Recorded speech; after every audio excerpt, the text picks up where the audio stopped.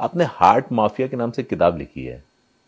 कि heart mafia क्या पढ़ने से लगता है कि किसी डॉक्टर को टारगेट किया गया होगा या उस फार्मा को लॉबी को टारगेट किया गया होगा। ये हार्ट माफिया क्या है और जो आजकल बहुत ज्यादा हार्ट फेल हो रहे हैं लोगों के, इसके पीछे कारण क्या है?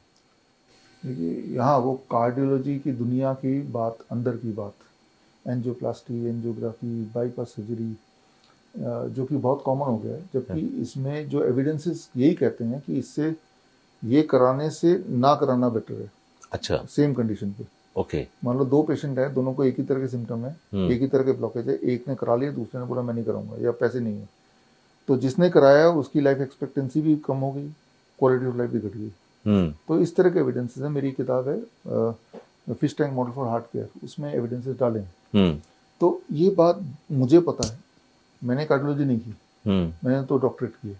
हम्म। तो ये बात उस डॉक्टर को भी तो पता होगी, वो तो इसी में घुसा हुआ है, उसके बावजूद भी वो लिख रहा है। तो हार्ट माफिया हुआ ना वो, है ना, कि आपको पता है कि इससे नुकसान है, अगर वो कुछ नहीं करता है उसके कंपैरिजन में इसमें ज़्यादा नुकसान है, पैसा भी गया और वो पेशेंट भी गया। तो वो जो अंदर के लोगों को लगता है कि एक बार बोलेंगे कि भाई एंजियोप्लास्टी नहीं करा तो मर जाऊंगा, बल्कि एंजियोप्लास्टी कराएंगे तो उनकी मरने के चांसेस बढ़ जाते हैं। एविडेंस तो यही कहता है, और ये एविडेंस जब कहता है फिर भी आप वही काम करते हो just because it is your profession और बिजनेस, तो उनको तो हम हार्ट माफी बोलेंगे। पब्लिक तो बहुत डरी होती है सर, जिसके घर में कोई ऐसा केस निकल के आता है ना, वो तो मतलब डर में जीता है। ऐसे में उसे क्या करना चाहिए अगर कोई ऐसा केस भी जब है? आप डर जाओगे तो आपको लूटना आसान है। को लूटने के लिए पहले डराना पड़ता है। अब डरने को आप तैयार बैठे हो, इसके लिए अपने आप को एजुकेट करना पड़ेगा।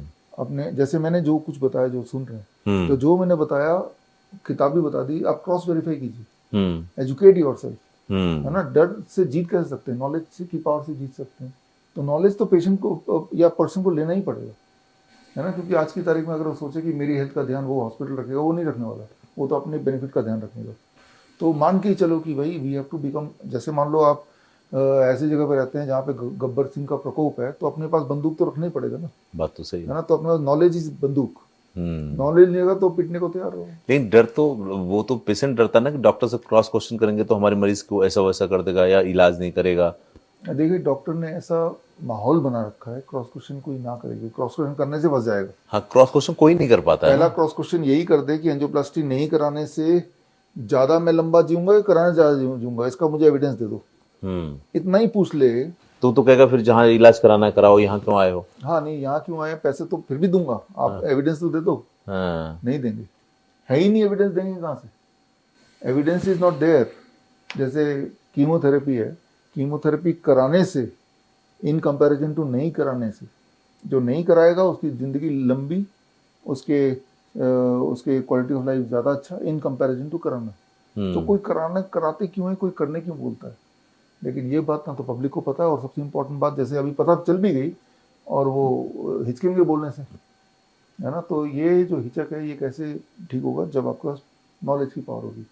बड़ी से बड़ी बीमारी का आसान से आसान इलाज घर बैठे ही हो सकता है। अधिक जानकारी के लिए कांटेक्ट करें nearest doctor BRC clinic @home।